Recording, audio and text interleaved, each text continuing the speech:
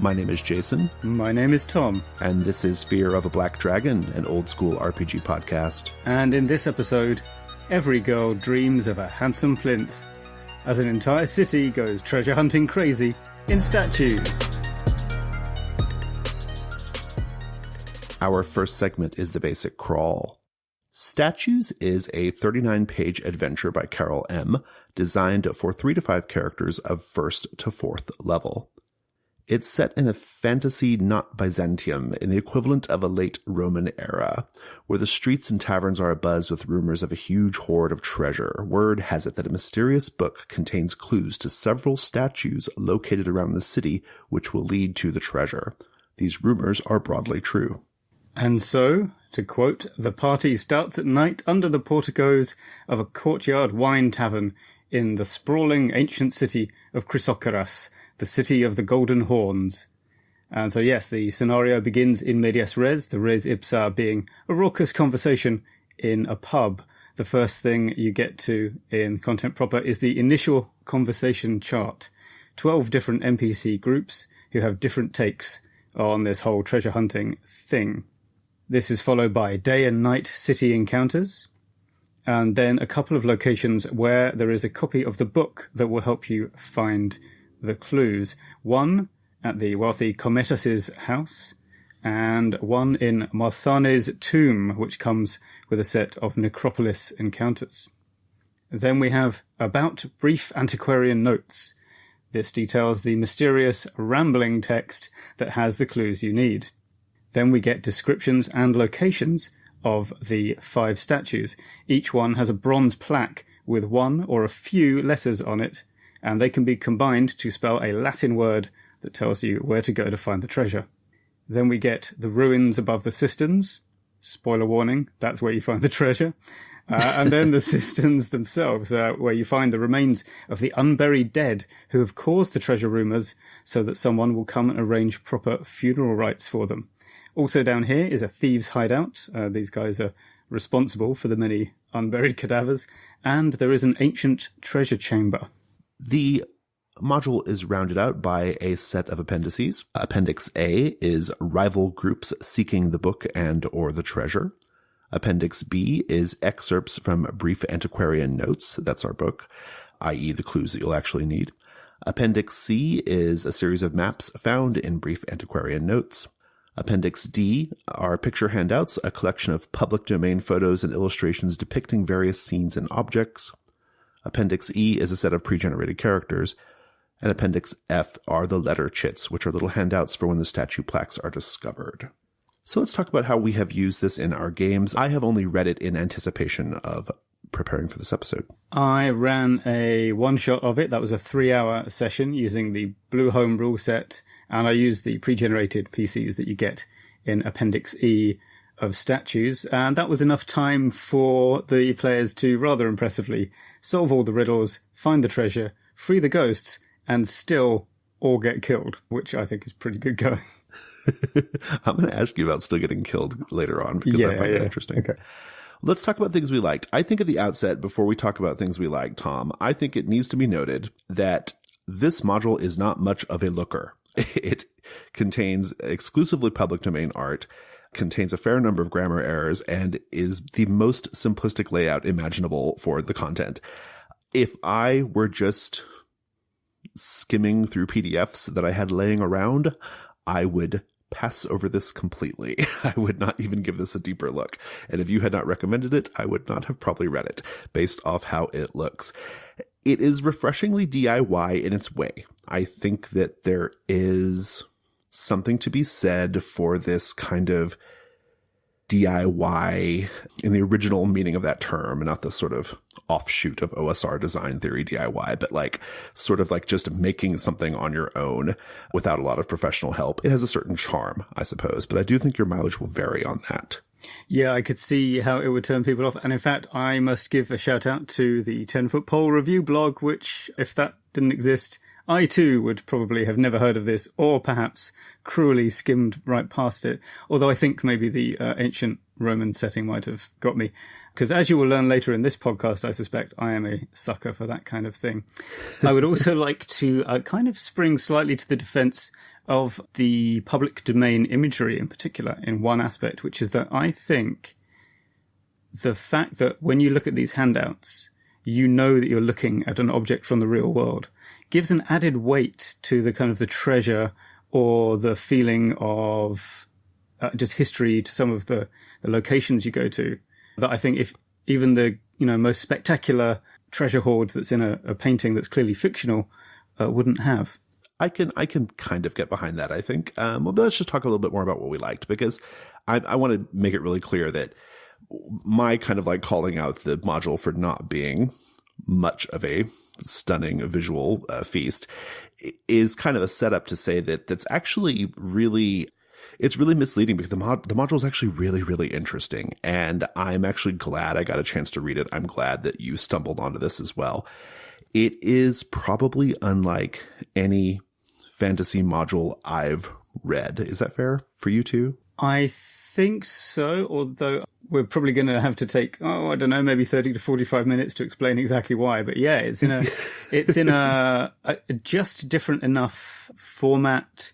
It has a different feeling to, I would say, yeah, almost any other fantasy module. It recalls a little bit some of the Dying Earth genre, or indeed the Dying Earth RPG that had a big sprawling city source book that the players were meant to read and the GM not meant to read back in the day. But that's about the closest thing I can think of to it. Yeah, it's really its own thing. I know that Carol M has some other kind of related products, but I have not read them, so I don't know if they are much like this. Well, so the shackles of our format, which are not really shackles in this case, because I do quite like a lot about this module. I love the opening scene. The opening scene that in Medias Res is so, to me, it's very original. I've never encountered anything like it.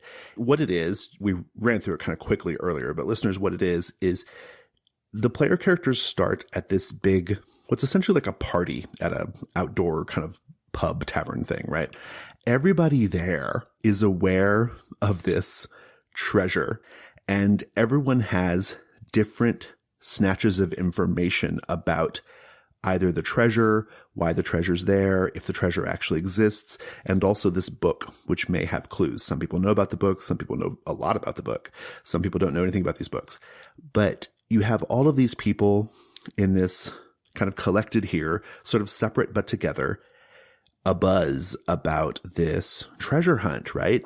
And your characters you roll on the table to see how they kind of start off. They are in the middle of a conversation, essentially, about the treasure hunt with somebody who knows something.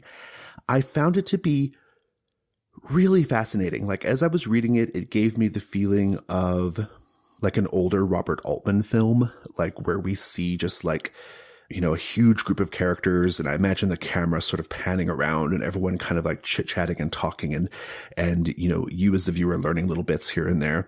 It is suggestive of, the whole premise is suggestive of it's a mad, mad, mad, mad world. This idea that everyone is after this big score, right?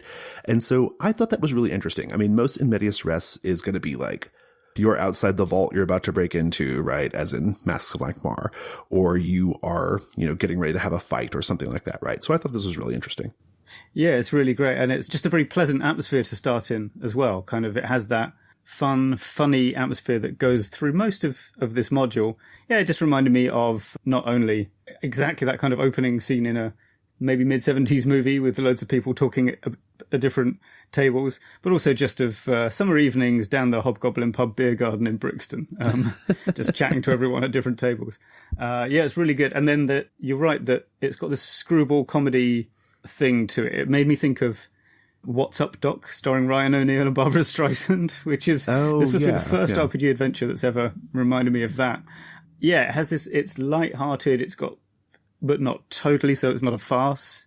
It has a sort of a bit of a cool heist caper atmosphere in places when you're trying to get into garden parties to go and look at a statue, or maybe break into a tomb or a building to get the book. It's got all these little bits and pieces that really, only come together in that kind of very sprawling Hollywood movie that you don't get much of anymore. Yeah, it's not a thing you get anymore. It's a sort of older idea of a Hollywood movie, right? And so it's kind of fun to read this. I think the comedic vibe of the module is actually emphasized by the fact that a lot of these characters you run into in the opening scene or could possibly run into in the opening scene, you keep running into them throughout the module, right? Yeah. You can run into them like in the day or in the night or on the job. Like you'll kind of see there's a possibility that you kind of keep like cross-cutting with these characters and interacting with them. And again, it kind of really, it recalls this particular type of movie. It recalls this particular type of comedy. I'm thinking of, I mean, this is a terrible example, but like there are a lot of comedies like, say, Arrested Development, right? I don't know if you're familiar with that or not, but in Arrested Development, it's a kind of a cult classic American comedy from like 2003 to 2006.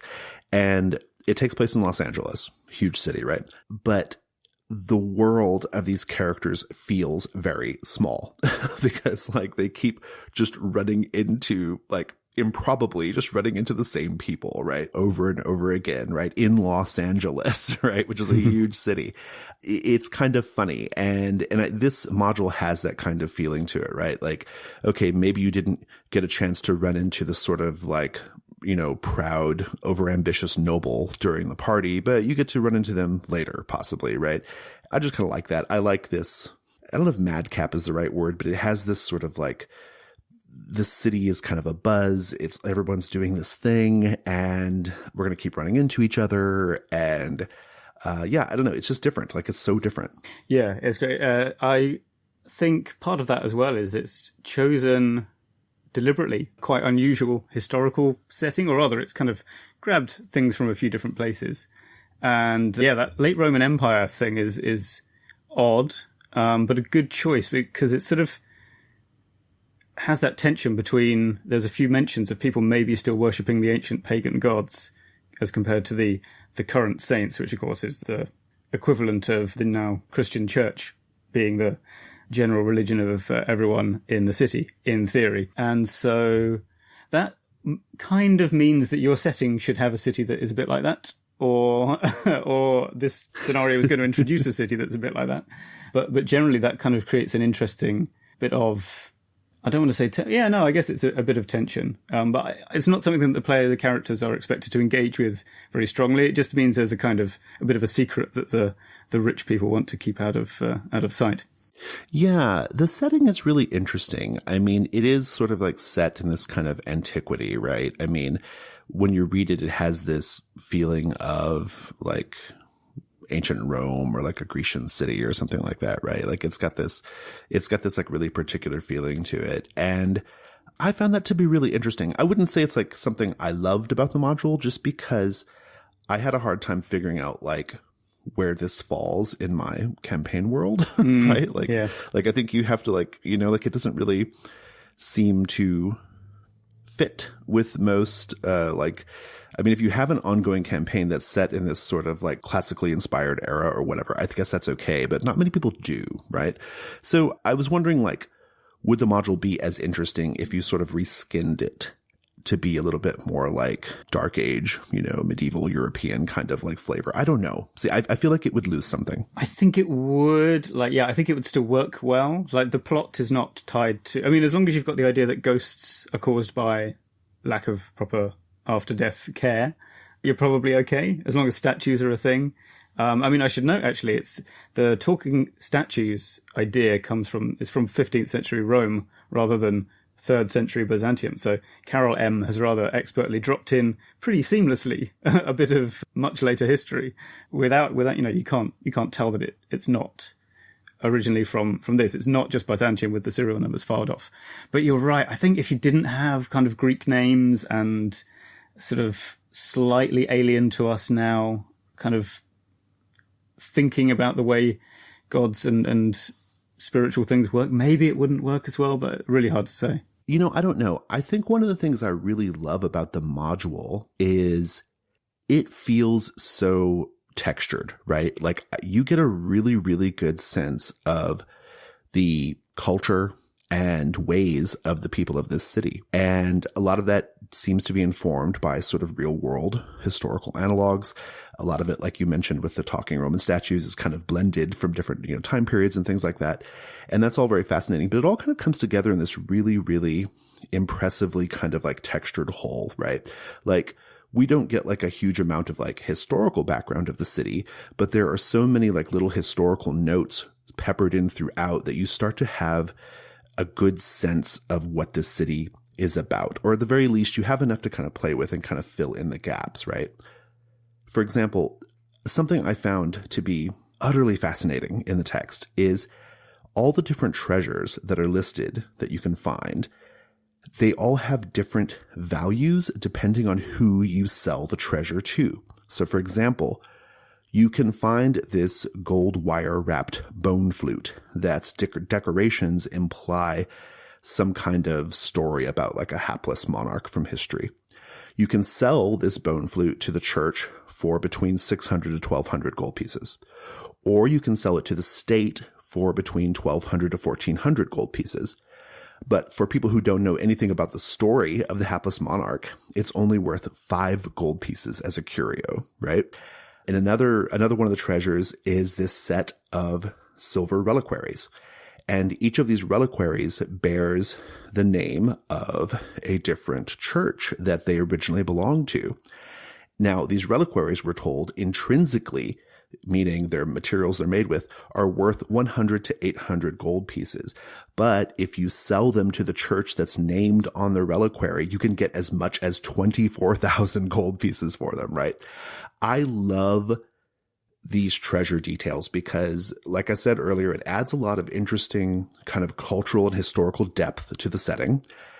It sort of pushes back against this fantasy gaming notion that everything is just a set value, right? Which is a kind of frankly ridiculous conceit that we have in gaming just for efficiency's sake, right? Like it's easier if everything just kind of costs one thing, right? Like if a long sword always costs this, or a mule always costs that, right? And it encourages players to go a little deeper with the treasures themselves in terms of like researching them or finding the best buyer, that kind of thing. I love that. And I think that speaks highly to the module. The module is filled with texture like that. Yeah, I really agree. And that's one of the reasons I would hesitate to try and reskin it, because that's a whole lot of little kind of elusive details that I would then have to recreate by knowing stuff about a different culture, fictional or otherwise. So yeah, just the sheer amount of, well, the good thing here is I'm not sure if it's work that's gone into it, or if it's just that the author really loves this stuff and just can kind of reel it off kind of without a second thought and just chuck in these details. Either way, I think it's very admirable. All right, well, let's go on to questions we had about the module. I have several.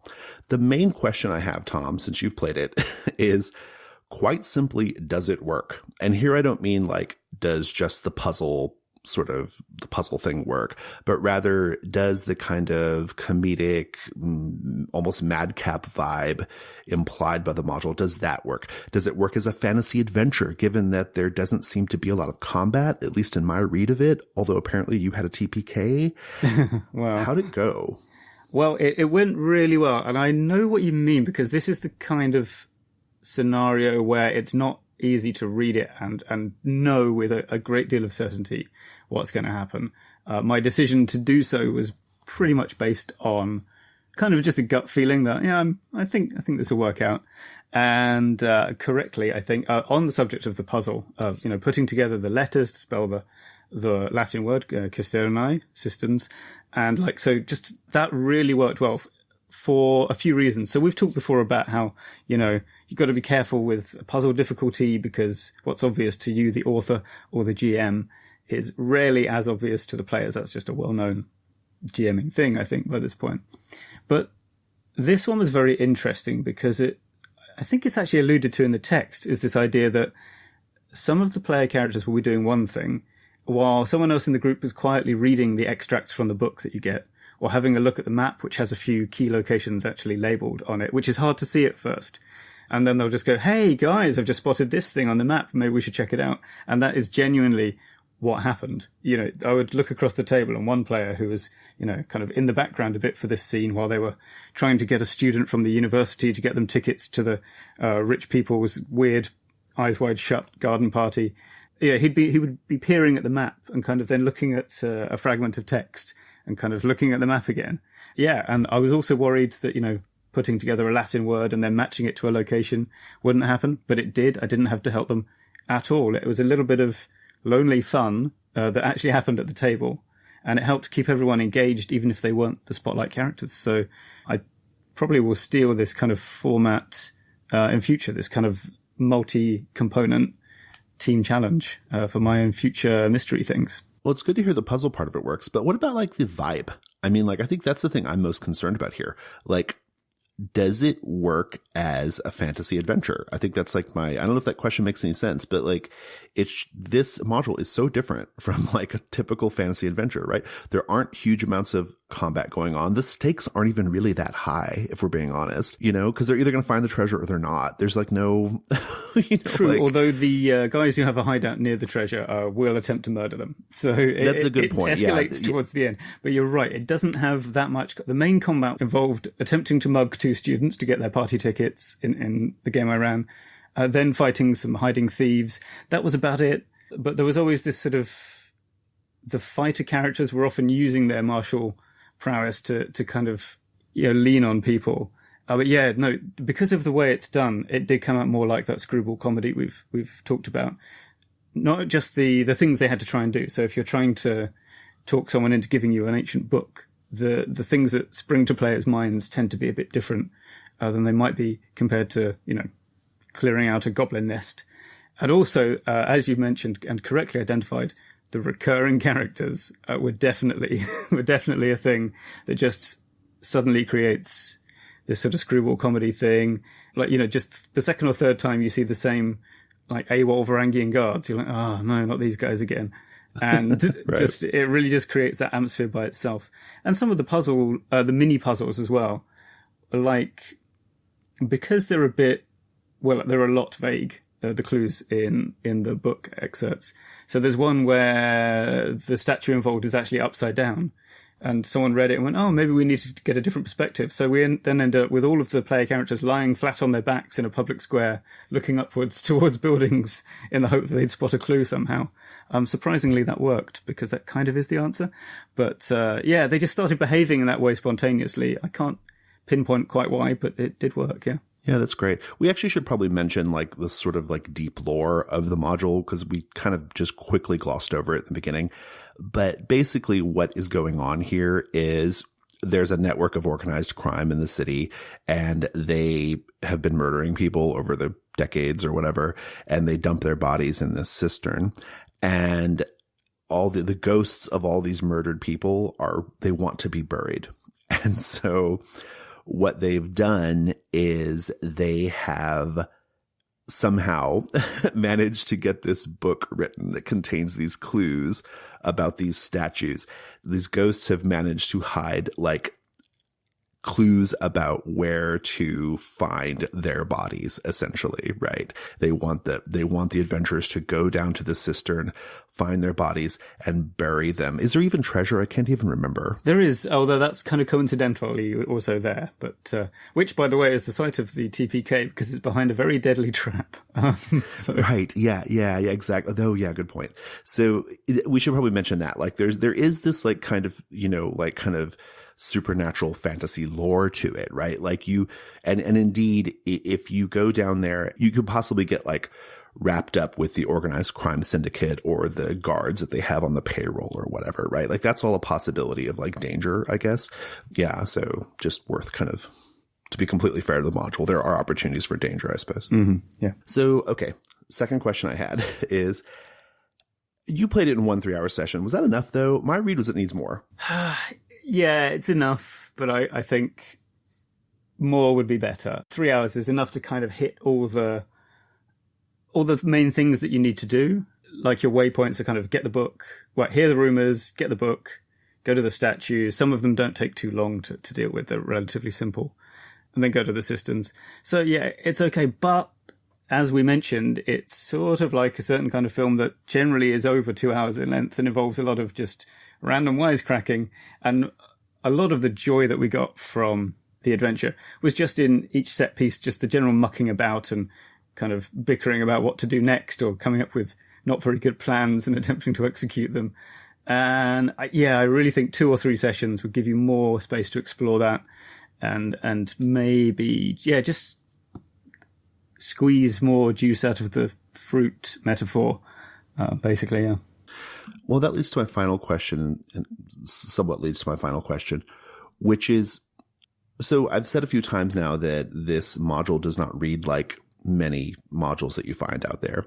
And I think part of what that comes from is the fact that it's not really a mission-focused heist sort of module, but nor is it really a sandbox. So it doesn't have the tight focus structure of a heist module, nor does it have the kind of like loose, go wherever you want, talk to people, have, like all this stuff kind of exists in the background kind of sandbox, because you do actually have to interact with some of these people to figure out what's going on, right? You do have to be a little bit more proactive than that. And so it has this unique vibe. And so I guess my question is, and this is a big one, so I apologize, but like, what if you wanted to run it as a mission or a heist scenario? Or alternatively, could you have it be just part of a bigger sandbox thing? Like, could you make it into a sandbox? Like, what are your thoughts on that? Yes, I think you can do both, although as we will maybe get to later, you wouldn't be, you're going to miss out chunks of it. For the sandbox, it's a relatively easy way to do it, which is simply leave the treasure room as percolating in the background, so the city becomes your broader setting for whatever player-driven adventures there are, but just have the NPCs talk about the treasure half the time and something else the other 50% of the time. And that'll stretch out the timescale, I think. So, I mean, it feels like in-game you're probably looking at maybe a few days for the whole treasure hunt across the city to happen. But I think if you were doing it as a sandbox, that's going to turn to weeks and months before the whole thing resolves within the fiction. And once the PCs actually get going on the treasure hunt part, they'll do it just as one continuous thing, I would think. Having said that, completing the scenario has lots of knock-on effects, like, and it talks about a lot of those, like the political ramifications of uncovering the gangsters' murder den, the different political factions who have become interested in you, the different people you can sell the treasure to, as you've mentioned earlier. So there's lots of sandboxy bits and pieces there, but you would have to, you'd have to stock it with more toys to play with as well. Yeah, well, I think it would definitely change the vibe too. But I think if you're okay with it changing the basic feeling of the module, I think that's okay. What do you think about it being like a heist game? I would do a bit more prep, maybe draw some charts and tree diagrams and so on to make this work. But again, you could do it. You need to set out several stages, I think, in order to kind of cut to the scenes or the locations you need. Each stage would kind of unlock the next level of things that are available for you to do. So the very first one, of course, is just to hear the rumors about the treasure. And I think that's kind of combined with an early stage of information gathering, i.e. talking to more groups and getting more bits and bobs about it. Then getting the book, which can be a heist. There's actually a non-heist way to do it, but not every group will find that. That's just encountering the man who had the weird dreams and wrote the book down in the first place. Then you've got to get the location, which is, the cistern, and then you've got to go do your dungeon delve and find the treasure. So getting the book takes one heist. You've got two options, the rich guy's villa or the tomb. But yeah, you only need to do one of those to get through that stage. And then the 5 statues, you need to find all of them. You could maybe get the keyword in 3 or 4, but you'd have to be, probably not. The talking statue and the prophetic statue are simple one-scene puzzles rather than a heist. But the other 3, I think you could make a big set-piece, blades-in-the-darky job out of each of those. So in total, you're looking at 5 or 6 missions to get to the final dungeon delve. And that dungeon delve has a sort of preamble in the scenario as written, going through the ruins above it. In a focused mission game, I would skip that and just go directly to the subterranean, the steps leading down. Yeah, awesome. Yeah, and the dungeon delve portion, just to be clear, that's the cisterns. That's right. Yeah, you get the answer to the puzzle, then you go to the cisterns and encounter ghosts with their elaborate puzzle making ghosts. All right, chain lightning round. So at the beginning of many of these old school modules, you always get some kind of like little bit on the cover that says, "Oh, to be used with Labyrinth Lord, but can be adapted for the fantasy system of your choice," or whatever, right? They always have that kind of thing. I like it. In this one, it says, "Seen through an advanced first edition glass darkly," which is just kind of a weird sentence. "Translatable to other dead languages with effort." Nice. I like the illustration of Comitas's villa, which is a kind of 3/4 perspective view of the sort that you might find in a secondary school Latin textbook. Throughout the city, you encounter NPCs who have different levels of information about either the actual like gold, the mountain of gold that people are after, or the legend behind it, or the book that gives you the clues about the statues or whatever.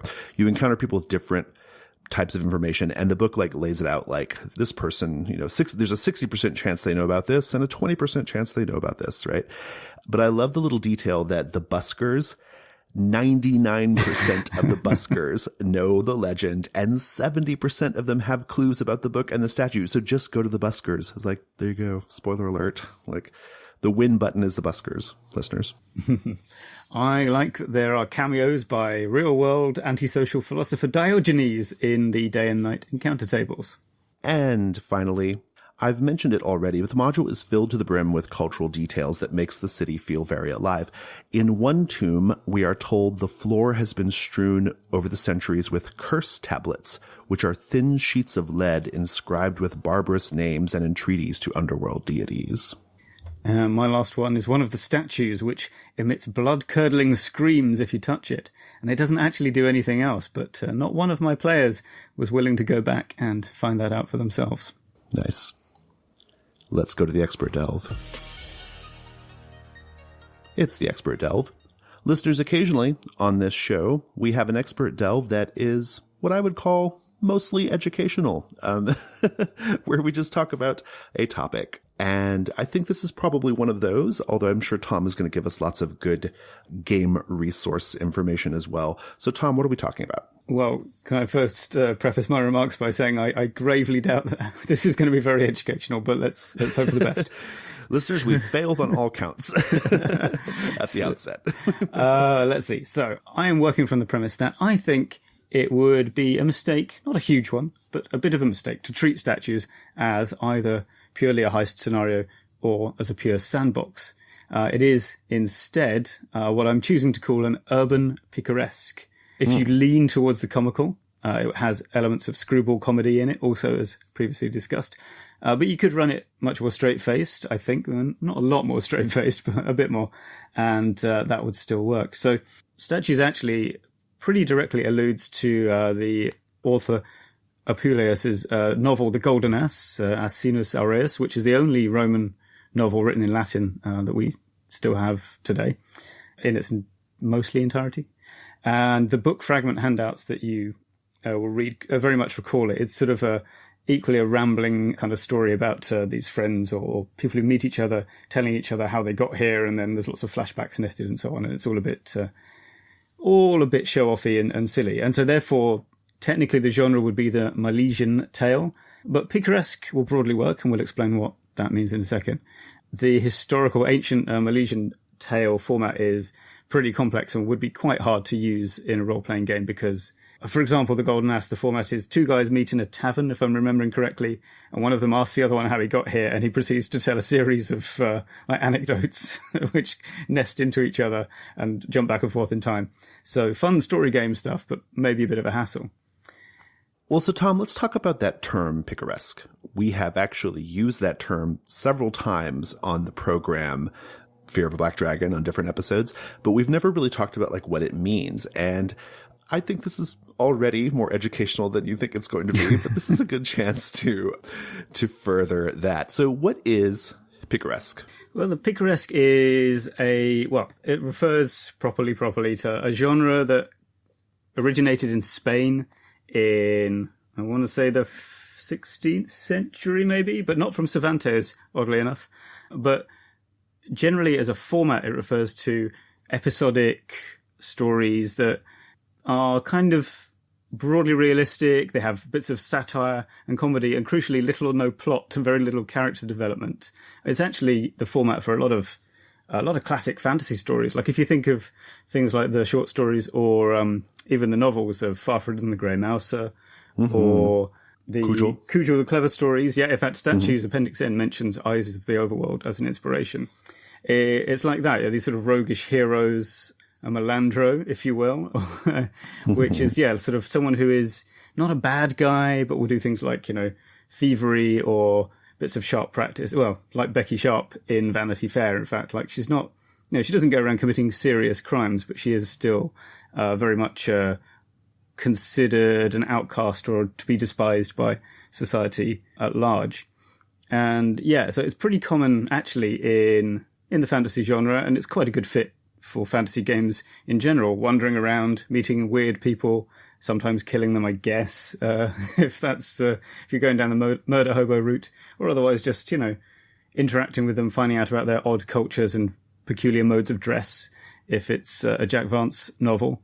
So yeah, and then I think I'm kind of inventing a subgenre, which I'm going to call the urban picaresque, and that is what I think statues is. So an example of an urban picaresque would be that sort of journeying from one little scenario or little vignette to another, like Ulysses, the novel by James Joyce. I was going to say The Warriors, but that kind of has too much plot in it because they're actually going to a definite place. But that kind of thing of meeting these colourfully dressed people, or these little scenes that kind of are divided by just, is it travel on the subway in New York? It's the subway system, yeah. They get off different subway stops, yeah. Right. Or another one I'd say is maybe The Big Lebowski, which definitely has a lot too much plot to be strictly picaresque, but on the other hand, it has so much plot that it sort of effectively ceases to exist by the end of the film. So, and that again, quirky characters, odd bits and pieces. Yeah, so that, I think this sort of, you can have picaresque journeyings within an urban environment. And I think if you view statues from that point of view, he said, repeating himself, that's the way to approach the adventure, and that's the way to really enjoy it. Urban picaresque. This is really interesting, this subgenre that you've just invented. I've been thinking about it a lot since you started putting together the notes for this episode, and I've been trying to come up with what, some other examples of what might be an urban picaresque, or at least might kind of plausibly be within this definition. I was thinking that the whole of the TV show It's Always Sunny in Philadelphia. Do you know that one? I do not. Can you, what's the setup? I'll give you so basically it's a group of people who they're friends, and two of them are siblings, who own and run a bar in Philadelphia. And every episode they come up with some kind of harebrained madcap scheme. Like every episode is literally just them hating the fact they work in a bar and wanting to find a new way of making money, or a new way of improving their lot in life or whatever. And they always come up with something completely ridiculous. The stakes are usually fairly low. It's not like super criminal things they're doing. It's just like them just making bad decisions, right? And the whole arc of the series, if you string all the episodes together, they don't make any goddamn sense. They don't make any sense, and the character development is low. These are one-note ass characters who they always play their little role in the comedy, right? So I was wondering if that might fit. I don't know. Sounds a little bit too stationary. I think going to different places is important in the moving through the land is important. I think so. Yeah. Okay, fair enough. Yeah, if the characters and the events come to you, I don't think it quite counts. But of course, you can have lots of the other elements without, one, and still use it as inspiration. What about Ferris Bueller's Day Off? He's a roguish character who moves through different parts of Chicago. There's no real plot other than he's skipping school. And so what do you think of that? That's good, actually. Yeah, I think. I feel like he's definitely he's a Melandro character. Picaro actually is the Spanish word that is the source of the genre name. He's got lots of set pieces that aren't really connected to each other in any way. He's not of a lower social class. That's the one thing that sticks out to me. No, he's not. But he's a kid, so that's right. True. That's a bit. Yeah, he doesn't have any power. That's right. He doesn't have any power. Is there much social satire in it though? I don't think there is. Maybe it was the 80s. We didn't do that in the 80s. It was all very earnest in the 80s, right? But I think that's a good one as well, and it's a good example of one that's in a very condensed time frame because it's just one day off, right? So yeah, exactly. Well, okay, so this is interesting. So, all right, urban picaresque. This is very intriguing. My question to you, Tom, is: as gamers, why do we care? Why might we want to achieve this particular feeling in a game? What's your thoughts on that? Oh, okay. Well, because it's fun, but in a relaxing kind of way. Sort of if you think about some of the classic urban structures that we create for ourselves in RPG. So heists are pretty tense a lot of the time. That can be a bit stressful. Then your madcap urban sandbox with lots of random rolls on encounter tables is stressful in its own way. You're just kind of trying to keep your head above water a lot of the time. Whereas the Picaresque is a pretty chilled out kind of genre in its way. Obviously, occasionally you have to run away from guard dogs that have, because of a misunderstanding with somebody over a bar bill. But generally they're quite, the way I would describe most characters in a Picaresque is lackadaisical. And so it's a pretty good way to unwind at the end of the day, is just play your fantasy character as a swaggering, slightly buffoonish rogue who gets into scrapes and then gets out of them, usually without too much terrible harm coming to them. It's just, I guess, a lower stakes way to enjoy urban set fantasy. Yeah, that's interesting. So maybe I'm imagining something that maybe you slip into in between more intense wilderness adventures, possibly, or between like more darker or more violent, high-stakes things. Like you have this sort of like little mini-adventure that just is kind of a little bit more relaxed? Or do you imagine the whole campaign like this? I would kind of put it maybe the other way around. So I think your default traveling about mode would be the Picaresque. But then you could have a sort of Points of Darkness campaign, to coin a phrase, where there are places that are dangerous and going to be scary or tense or violent or action-based. But the players will know what they are, and when you're coming to it, you make a conscious decision to go in there. It occurs to me another good Picaresque example would be something like what happens before and after the events of Yojimbo. So, this sort of wandering samurai, when you first see him, he's strolling along the path, does he pick up a bit of straw and chew it as he goes along? He's having a great time. And then when he gets to the town, things start to get serious and people get heads chopped off. So I think that would be a fun way to do it. So generally you're just knocking about, seeing the sights. But then when you decide, we want to do something more, adventurous, more serious and kind of intense in that way, then you just go and do it. You pick your adventure site and get on with it. Well, and that's kind of what Statues is, if we're being honest. I mean, Statues has those, what we're calling urban picaresque qualities to it, right? Like you're moving through different parts of the city, it's kind of low stakes, it's kind of comedic until they get to the cistern, right? They get to the cistern and suddenly it becomes literally darker. It becomes darker in tone. We have all these like ghosts and all these bloated bodies and skeletons and whatnot. And the danger is ramped up significantly. So I think that's interesting. It's an interesting kind of like back and forth, Okay.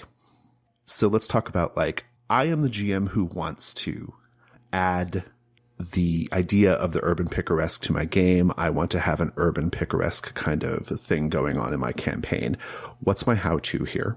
Okay, number one, I think, is recurring characters as seen in Statues, rivals or inconvenient friends who show up, even if the circumstances are slightly ridiculous that they would happen to be there.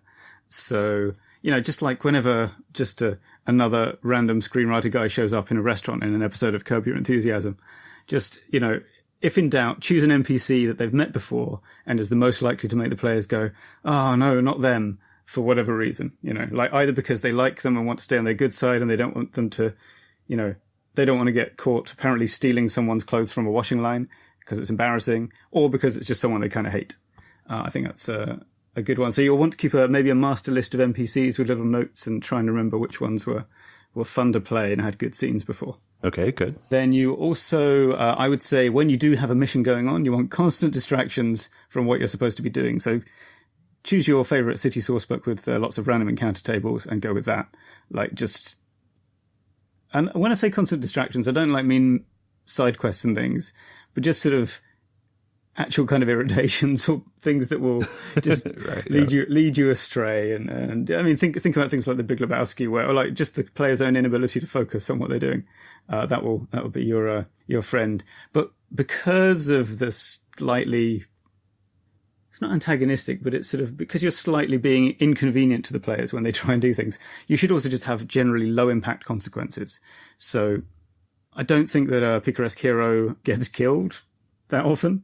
They don't kind of get completely socially cast into outer darkness. Even if they commit some dreadful faux pas and are stuck in an absolutely mortifying situation, it's just embarrassing. You know, they fall into a canal, they get chased away by guards because they're unmasked as not really having an invitation, or not actually being the piano tuner that was sent for. You know, and that's a conversation you have to have, I think, before you start your game, because like being in a Picaresque game is maybe more the player's responsibility in a way than the GM's, because it's up to them, right? It's with the things they decide to do, which kind of made the Picaresque. If you decide to, you know, rob a bank and murder everyone inside, that's not Picaresque, and there's not much the GM can do about that, right? You know, minor criminality is okay, nothing too serious.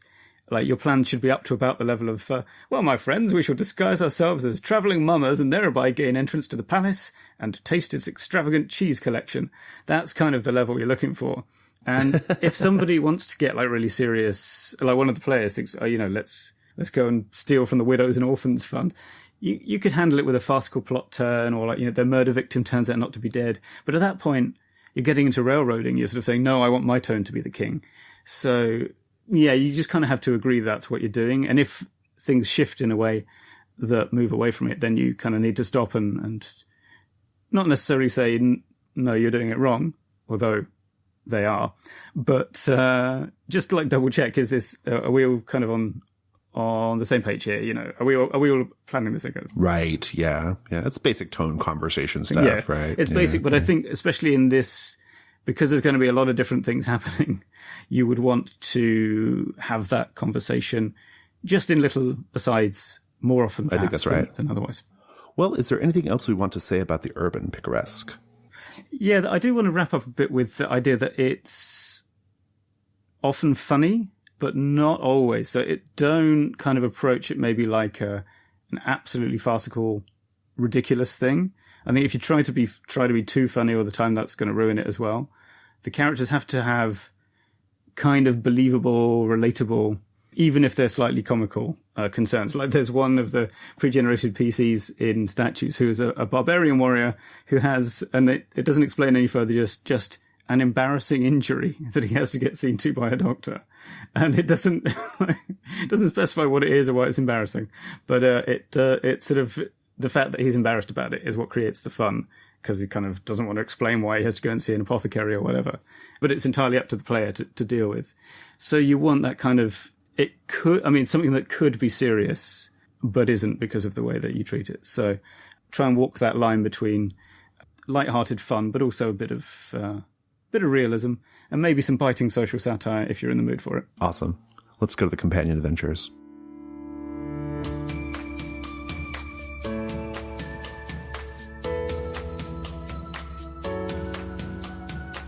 Hi listeners, I want to tell you about the newest issue of Codex Emerald.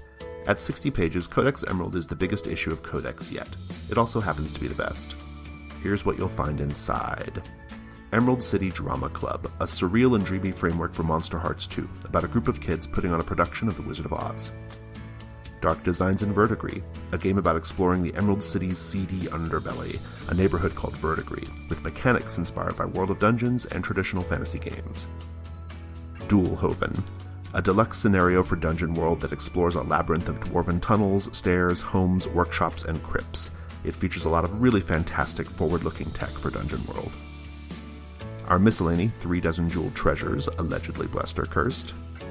9 original illustrations, and custom layouts by Jake Householder and Jesse Ross.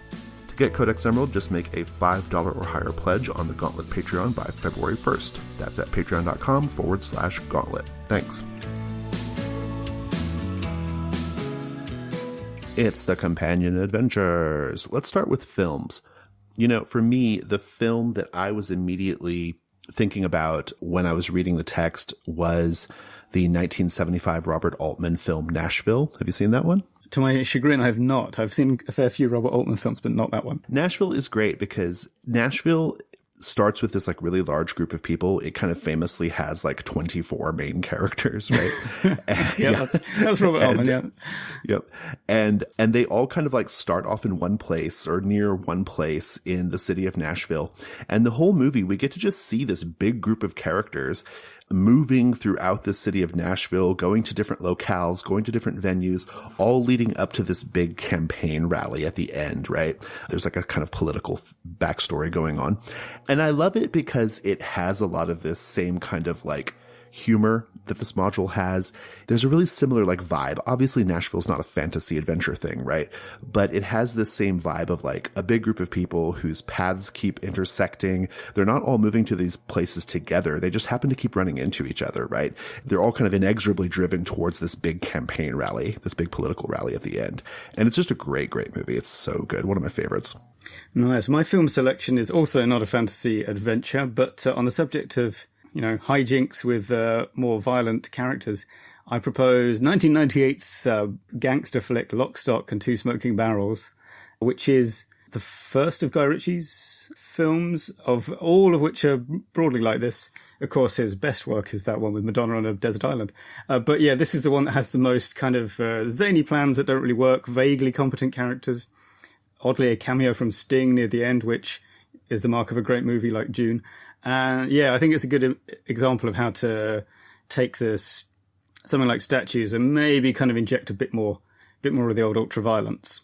Nice. I don't know how I feel about that sideways comment about Dune, but okay. It's got the sting at the end. What's not to like? I just couldn't tell if that was I like Dune or I don't like Dune. I do like it. Okay. I have a television selection. This is a companion adventure I've had in my back pocket for basically the entire time we've been doing this series. And I finally found an opportunity to use it. And that is the short-lived HBO TV show Rome. Now, what I love about Rome is I can't think of any other media that has captured the idea of what life might have been like in ancient Rome in as vivid a way. Like it's so vividly presented and expressed, right? In a lot of like kind of, swords and sandals, gladiator, Colosseum, Roman kind of like epics that we see on TV or in movies. They're always just this sort of like, they have this same basic aesthetic, right? Lots of white marble, everyone's in a toga, that kind of thing, right? But Rome is it's rich, it's colorful, it's bloody, it's intense, and it's just completely vibrant. And there are little details like, you're walking along this particular alleyway where there are shrines to various gods. And the shrine might be this sort of bloated, degenerate woman who just sits in a chair and you like kneel before her and, and make various offerings, right? Like, and it's just a kind of bizarre scene, but it also makes you think, gosh, maybe it's not exactly what it was like. We don't have any way of knowing that, obviously, but this is a vision of what it might be like to live in a city like this during this era where they worship multiple gods, where they have strange rites and rituals and all that kind of stuff. And it's not an aesthetic that works perfectly for typical medieval fantasy, in my opinion, but I think it would be great for Statues. Nice. I also wish to evoke the ancient world with the recommendation of a book, Cambridge Latin Course Book 2, particularly the second half, in which Quintus tells King Cogidumnus the tale of his visit to Alexandria, where he visited his family friend Barbilus, who had a freak crocodile hunting accident, took a spear to the shoulder, and later slowly dies after being ineffectively healed by a soothsayer. And there's a whole subplot involving freed slave Clemens, who opens a shop on the street of glassblowers, gets involved in a protection racket, and has to be rescued by his former master. So good picaresque stuff. Also, there is, you mentioned curse tablets. There's a good little vignette in a bit at Bath in England where you can see a lot of these curse tablets involving a thief following a man to a shrine, to Aquae Sulis, and sees the man throw an offering into the sacred fountain water, fishes it out, and is aghast to discover that it's actually a curse tablet saying, "Death to all thieves." Good times. Okay, so forget that. Nobody's going to read it, but I just wanted to mention my love for the Cambridge Latin Course. More usefully in books, I would like to recommend Lindsay Davis's Marcus Didius Falco series of novels, a good kind of earthy hardboiled detective series set in Rome, again with that kind of, maybe not as vividly evoked, I think, as you suggest Rome TV series does, but a lot more about kind of ordinary people in stained tunics who live in blocks of flats. And later in the series, it gets a bit bloated because every freaking recurring character has to be shoehorned into the plot somehow. But the earlier, better ones, like Venus in Copper, are good for this kind of Roman screwball kind of atmosphere. So like there'll be a main plot, but normally in the background there's some stuff going on with his ridiculous family. So Venus in Copper, I would say, is a good one because it has an extensive subplot about having to cook an inconveniently large fish for an upcoming dinner party. Nice. Awesome. Well, listeners, that is our show. We hope you enjoyed it. Fear of a Black Dragon is a production of The Gauntlet. If you'd like to get in touch with us, you can do so at Twitter at GauntletRPG. We still, but not for much longer, have a Google Plus community. Just go to the Google Plus communities page and search for The Gauntlet. You'll find us there. Little note, we are actually building our own forums to replace Google Plus, so there will soon be the Gauntlet forums. We'll have more information about that in the future. We are on Patreon at patreon.com/gauntlet, and we have a website, gauntlet-rpg.com. Tom, thanks so much. Thank you, Jason, and thanks to Paul for editing, as ever. And listeners, thank you. Take care.